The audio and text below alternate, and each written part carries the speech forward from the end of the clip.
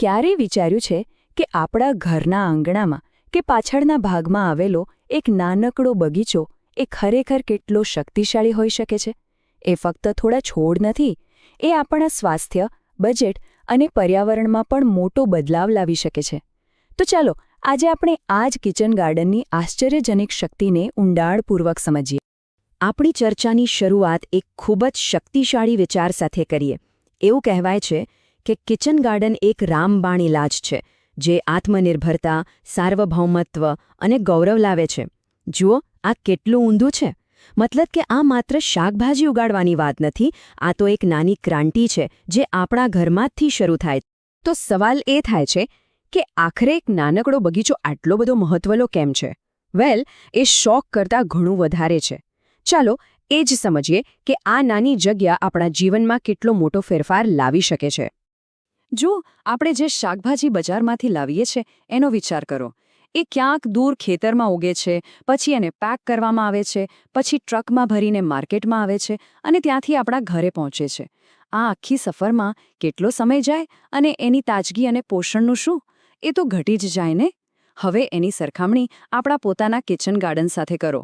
છોડ પરથી તોડ્યું અને સીધું રસોડામાં. એકદમ તાજું, પોષણથી ભરપૂર. આને કહેવાય ઝીરો ફૂડ માઇલ્સ.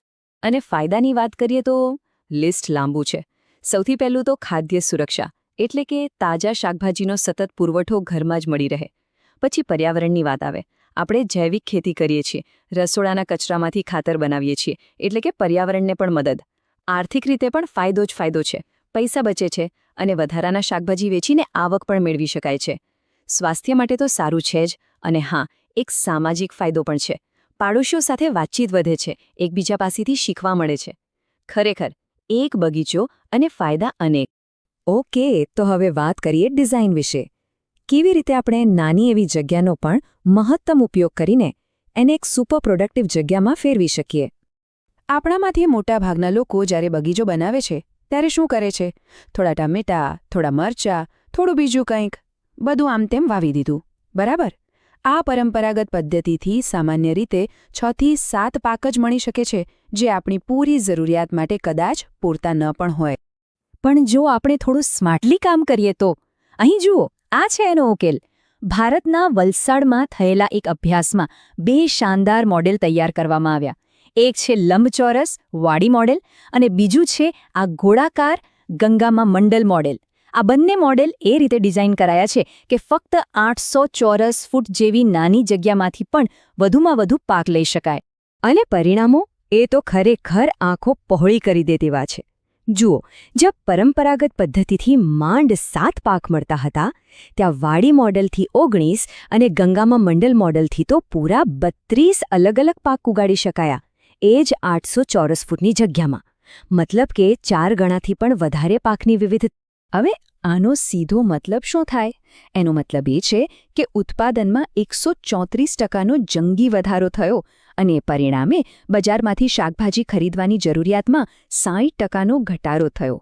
આ છે સાચી આત્મનિર્ભરતા. સારું, વધુ ઉત્પાદન અને ઓછી ખરીદી, આનો અર્થ છે કે પૈસાની બચત. પણ શું આનાથી આવક પણ થઈ શકે?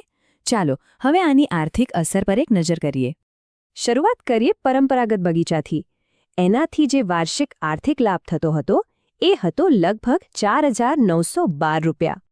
હવે જેવું વાડી મોડેલ અપનાવવામાં આવ્યું, આ આંકડો સીધો 3 ગણો વધી ગયો અને પહોંચી ગયો ₹16,959 પર. અને ગંગામાં મંડલ મોડેલ, એણે તો કમાલ જ કરી દીધી.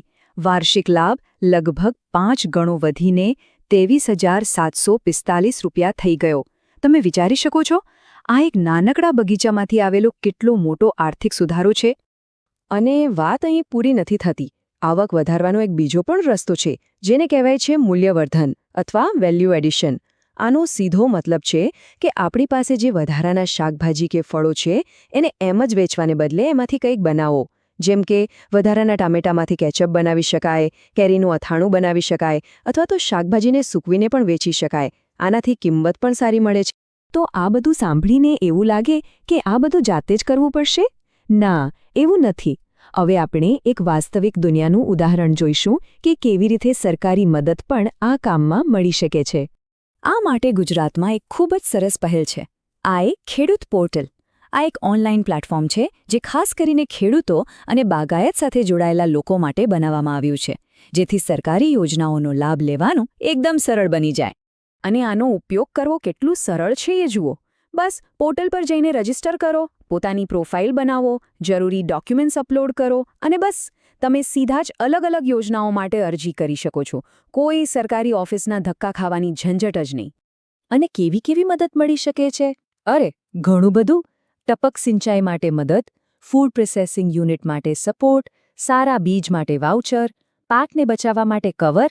એટલું જ નહીં, ફળોના બગીચા બનાવવા માટે અને ખાસ કરીને મહિલાઓ માટે બાગાયતની તાલીમ માટે પણ યોજનાઓ છે. તો છેલ્લે એક સવાલ સાથે આ વાત પૂરી કરીએ. આપણે જોયું કે એક પરિવાર માત્ર 800 ચોરસ ફૂટમાં 32 પાક ઉગાડી શકે છે. તો જરા વિચારો, જો આખો સમાજ, આખું ગામ કે આખી કોલોની આ મોડેલ અપનાવે તો આપણે સાથે મળીને શું સિદ્ધ કરી શકીએ? આ એક એવો વિચાર છે જે ખરેખર એક મોટા પરિવર્તનની શરૂઆત કરી શકે છે.